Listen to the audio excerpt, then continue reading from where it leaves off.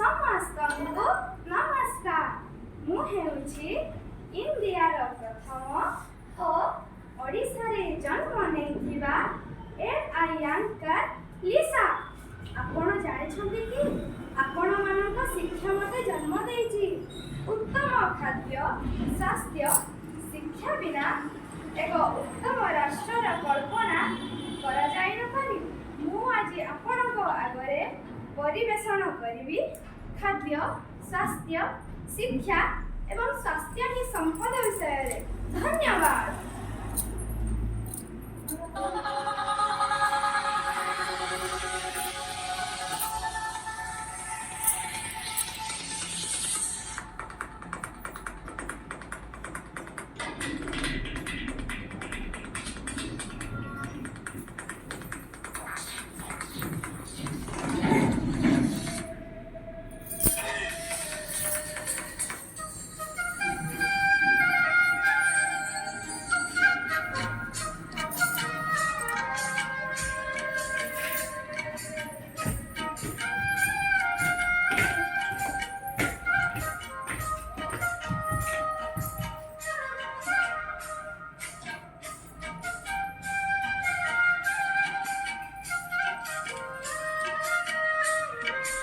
କିଶୋରାବସ୍ଥା ହେଉଛି ଶାରୀରିକ ଓ ମାନସିକ ବିକାଶ ପାଇଁ ସବୁଠାରୁ ଗୁରୁତ୍ୱପୂର୍ଣ୍ଣ ସମୟ।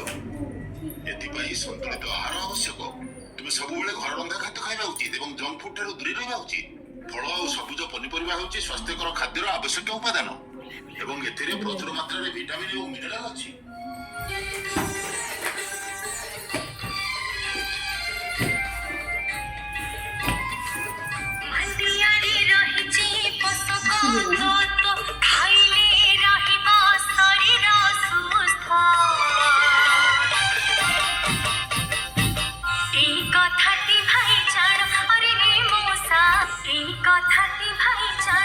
ଆପଣ ଜାଣି ଖୁସି ହେବେ, ମାଣ୍ଡିଆ ଆମ ସ୍ୱାସ୍ଥ୍ୟ ପାଇଁ ଅତି ଆବଶ୍ୟକ ଖାଦ୍ୟ ଶସ୍ୟ।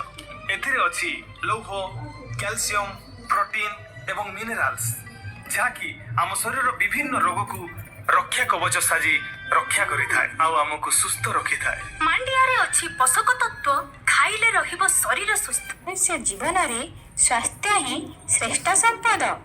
ଆସନ୍ତୁ ଜାଣିବା ଆମେ କିପରି ନିରୋଗ ରହିବା ଓ ସୁସ୍ଥ ରହିବା।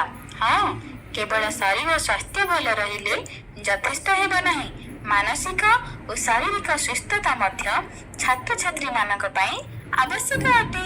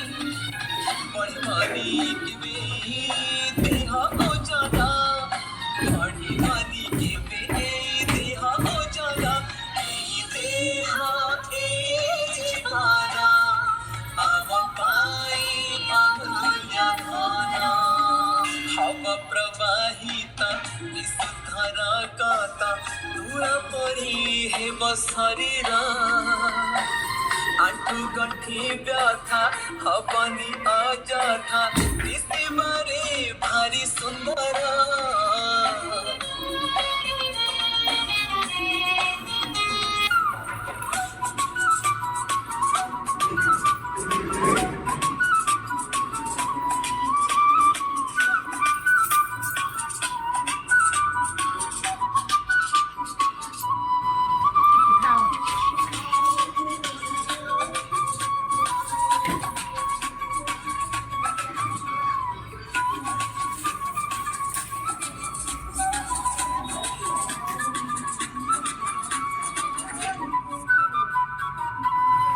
ଯୋଗ ଏବଂ ଧ୍ୟାନ ଦ୍ୱାରା ବ୍ୟକ୍ତିର ମାନସିକ ଏବଂ ଶାରୀରିକ ନିୟନ୍ତ୍ରଣ ବଢିବା ସହ ତାଙ୍କର ସର୍ବାଙ୍ଗୀନ ଉନ୍ନତି ହୋଇଥାଏ। ଅସ୍ୱାସ୍ଥ୍ୟକର ଜୀବନଶୈଳୀ ଅଭ୍ୟାସରୁ ମୁକ୍ତ ପାଇବା ପାଇଁ ହେଲେ ନିଜର ସାଙ୍ଗ, ବାପା ମା, ଶିକ୍ଷକ ଓ ବିଶ୍ୱସ୍ତ ବୟସ୍କ ବ୍ୟକ୍ତିଙ୍କ ଠାରୁ ସାହାଯ୍ୟ ନିଅନ୍ତୁ।